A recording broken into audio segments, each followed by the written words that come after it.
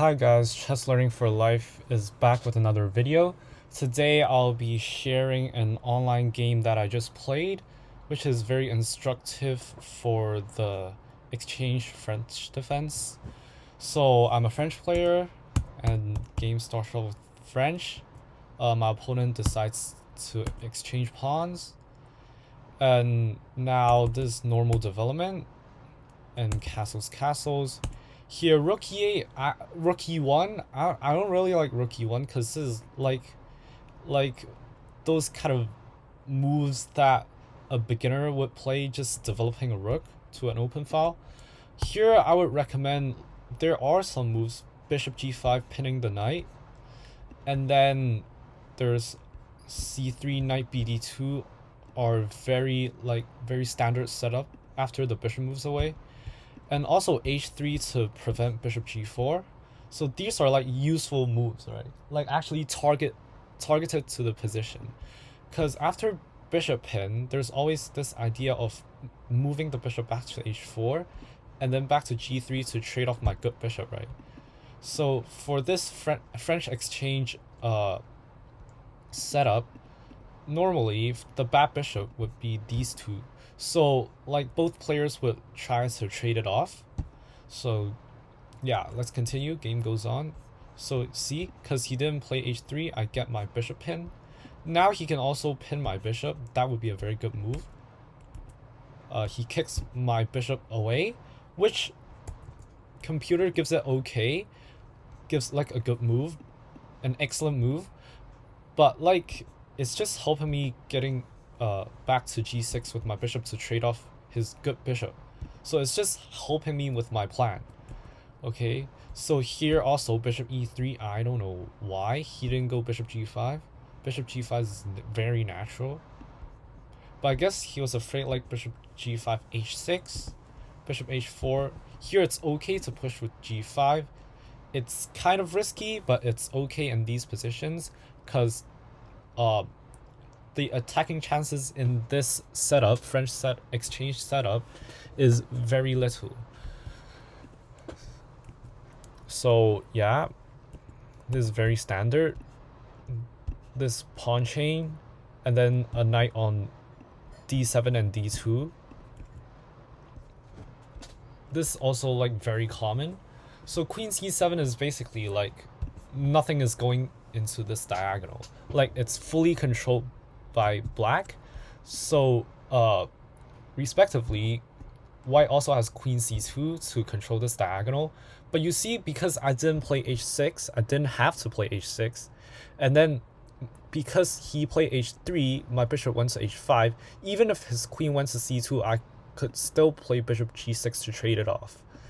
And if he trades, the double pawn is not that bad because it's helping you to make a love for the king. And then it's also like the effect is minimal. So game continues.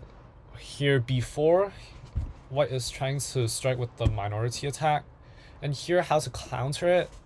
Like if your opponent plays on this, the queen side, you try to play on the center and the king side. So here I went rook a e8, preparing knight e4. So here my knight is cemented, and if he takes, now pawn takes, and then I have a very good pawn on e4. So he didn't take, he continued his plan of the minority attack. Here breaking with c5 is good because I can't take because my knight will hang. So here if he breaks with c5, I will have to play like knight df6 to defend that pawn. And then the trade-off of having an isolated d pawn is a very strong knight outpost on e4. So in these French exchange positions, the e4 square is very important. The e4 is a good outpost, and e5 is also a good outpost for white. So you see the idea behind pinning with the bishop is to not allow white to get knight e5 in, and then you see this bishop, the queen, the rook is also controlling this e5 square. So the e4 and e5 square is very pivotal in the French exchange structure. So here he went for a4, but his queen side play is too slow, and my king side play is much faster. I have rooks ready. So what do I play here? f5. I'm threatening f4, and so he does not have a lot of good ways to continue. He went for bishop takes knight, which is given a mistake.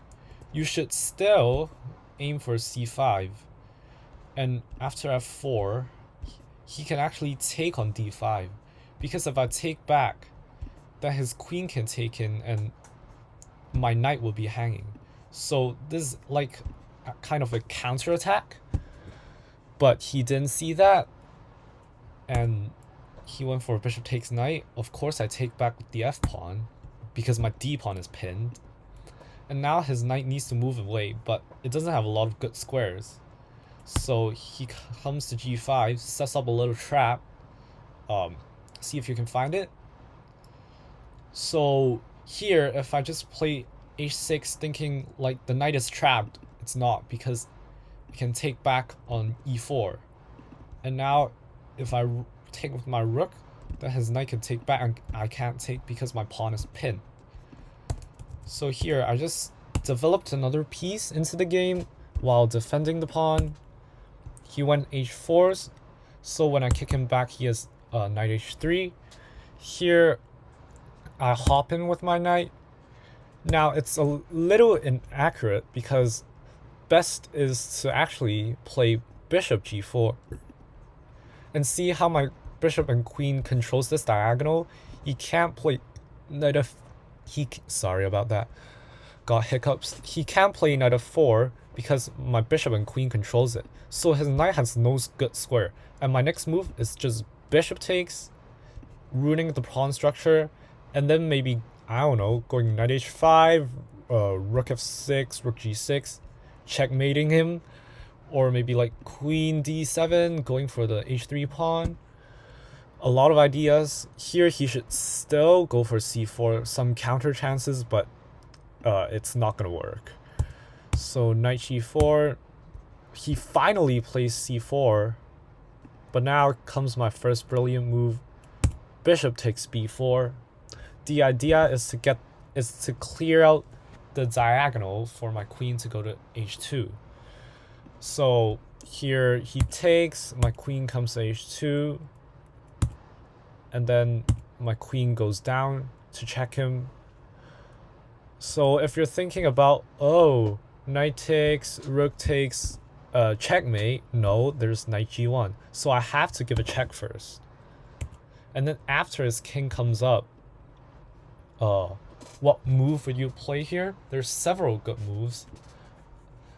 So the one that I went for is bishop takes, knight takes bishop.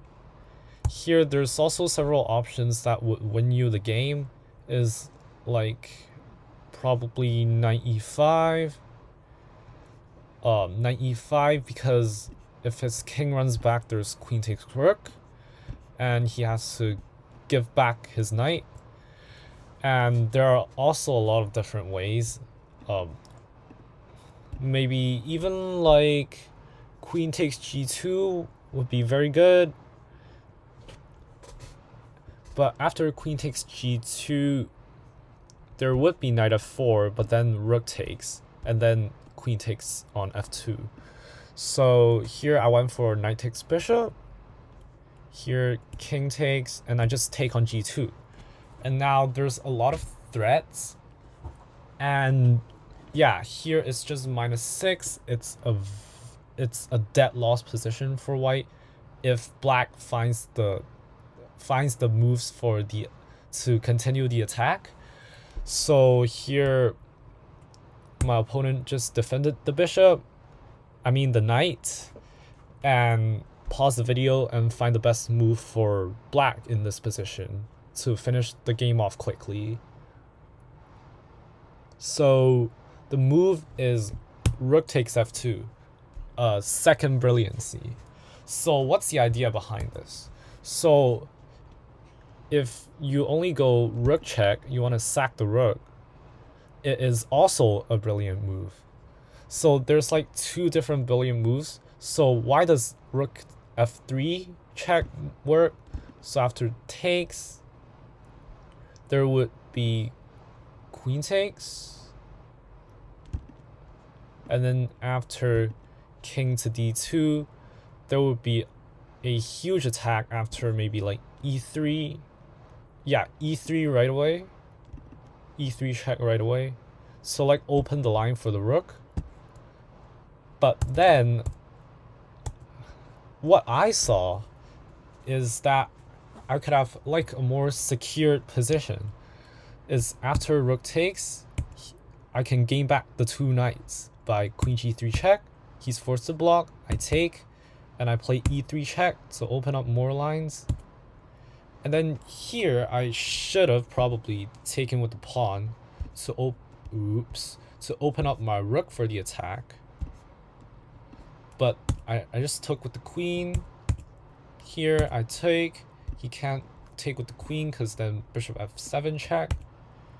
And then now he just loses his queen by force after check and a deflection tactic.